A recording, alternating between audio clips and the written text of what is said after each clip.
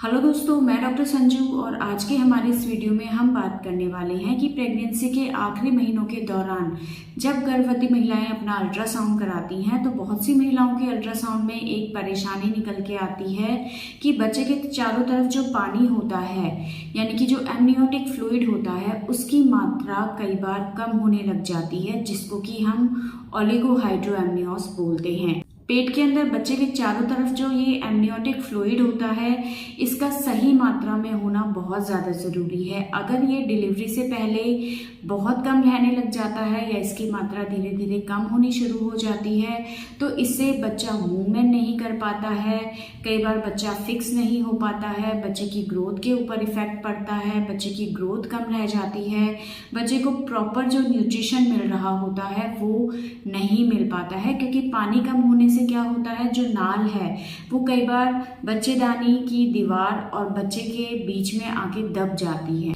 ऐसे में बच्चे की ग्रोथ के ऊपर इफेक्ट पड़ता है, इसलिए इस एमनियोटिक फ्लूइड का एक सही मात्रा में होना जरूरी होता है। और अगर इसकी मात्रा टाइम से पहले कम होने लग जाए तो इससे बच्चे को परेशानी हो सकती है। और ऐसे में कई बार डॉक्टर आपको प्री टर्म डिलीवरी कराने की सलाह देते हैं, यानी कि टाइम से पहले आपकी डिलीवरी करवाने की डॉक्टर आपको सलाह देते हैं। इसलिए अगर ये एमनियोटिक फ्लूइड टाइम से पहले अगर कम होने लग जाए, यानी कि डिलीवरी से पहले अगर इसकी मात्रा बहुत ज़्यादा कम रहने लगे तो कई बार ये आपकी डिलीवरी में प्रॉब्लम कर सकता है और बच्चे के लिए भी ये खतरनाक हो सकता है। तो ऐसा क्या हम खाने पीने में खाएं जिससे ये जो एमनियोटिक फ्लूइड है, ये पानी है, ये वापस से बढ़ने लग जाए। तो देखिए, इसमें सबसे पहला आता है कि आपको अपने शरीर में पानी की कमी नहीं होने देना है।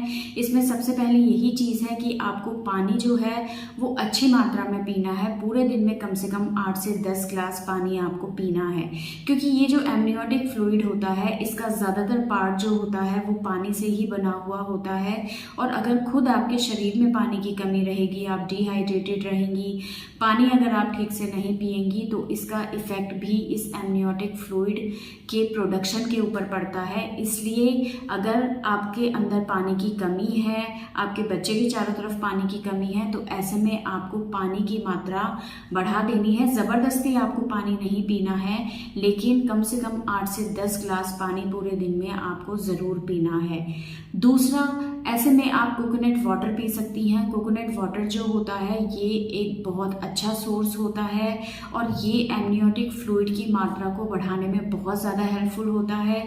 इसके अंदर बहुत सारे विटामिन्स, मिनरल्स होते हैं। कोकोनट वाटर को आप दिन में 2 से 3 बार भी पी सकती हैं। इसके किसी तरह के कोई नुकसान नहीं होते हैं। ये हमारी बॉडी को हाइड्रेट रखता है और सबसे बड़ा इसका इफेक्ट ये होता है कि इससे एमनियोटिक फ्लूइड की मात्रा धीरे धीरे बढ़ने लगती है। तो इसको आप दिन में 1 से 2 बार रेगुलर पिए। तीसरा, आप जूसेस पी सकती हैं। आप कोई भी फ्रूट जूस पी सकती हैं, लेकिन ध्यान ये रखें कि ये जो जूसेस आप पिए ये मार्केट के खरीदे हुए पैक्ड जूस ना हो। आप घर में फ्रेश फ्रूट्स को लाएं और उसका जूस बना के आप पी सकती हैं। इससे भी आपके जो एमनियोटिक फ्लूइड की मात्रा है वो धीरे धीरे बढ़ने लगती है। तो दिन में आप कम से कम 1 से 2 ग्लास रेगुलर बेसिस पे पी सकती हैं। लेकिन इस चीज़ का आपको ध्यान रखना है कि जो भी जूसेस आप बनाती हैं उसके अंदर नमक और चीनी की मात्रा आपको बहुत कम रखनी है। अननेसेसरी मीठा या नमक आपको जूसेस के अंदर नहीं डालना है। इसके अलावा दूध का आप इस्तेमाल कर सकती हैं। दूध यानी कि मिल्क भी बहुत अच्छा सोर्स होता है।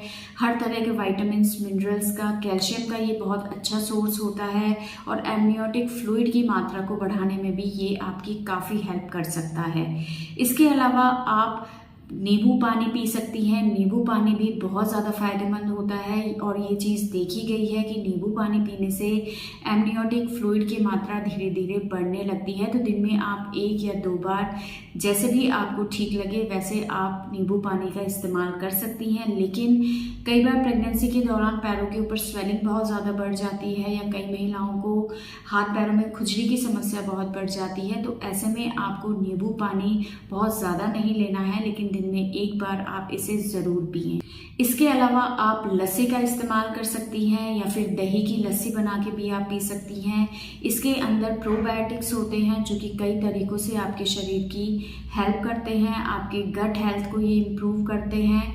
बहुत सारे विटामिन्स, मिनरल्स होते हैं जो इस चीज़ से आपके शरीर को मिलते हैं और ये भी एमनियोटिक फ्लूइड की मात्रा को बढ़ाने में बहुत ज़्यादा फ़ायदेमंद होते हैं। तो ये कुछ चीज़ें हैं जिनको आप अपनी डाइट में इंक्लूड कर सकते हैं। अगर आपको ओलिगोहाइड्रोएमनियोस की प्रॉब्लम है, यानी कि अगर आपके अल्ट्रासाउंड में आया है कि आप बच्चे के चारों तरफ का पानी धीरे धीरे कम हो रहा है, तो इन चीज़ों को आप अपने डाइट में रेगुलर बेसिस पे लेना शुरू कर दें। इससे बहुत ज़्यादा इम्प्रूवमेंट आपको देखने को मिलेगा। ज़रूरी नहीं है कि सारी ही चीज़ों को आप एक टाइम पे ले, चीज़ों को चेंज कर करके आप पूरे वीक ले सकती हैं और जितना हो सके अपने डाइट में लिक्विड चीज़ों का इंटेक बढ़ा दें। इससे आपके एमनियोटिक फ्लूइड की मात्रा धीरे धीरे अपने आप बढ़ने लगेगी और आप प्री टर्म डिलीवरी जैसे प्रॉब्लम से बच जाएंगे और काफ़ी ज़्यादा इम्प्रूवमेंट आपको एमनियोटिक फ्लूइड में देखने को मिलेगा। तो दोस्तों, अगर इस वीडियो से रिलेटेड आपके और किसी तरह के कोई सवाल हैं जो आपको हमसे पूछना चाहते हैं तो आप हमें कमेंट कर सकते हैं